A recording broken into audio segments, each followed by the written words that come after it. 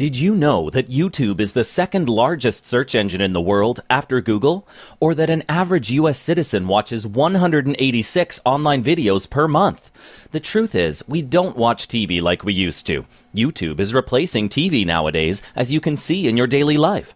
But more importantly, you need to be aware of this fact if you want to promote your business in the most effective way with the lowest costs.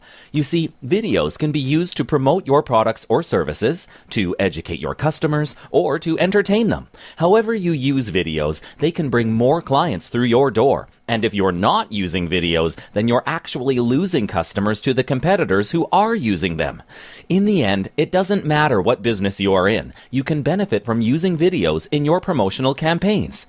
And the best part is that you don't need to write a huge check to promote your business through videos, as you do when advertising on TV. So, in your opinion, which type of video could help your business the most?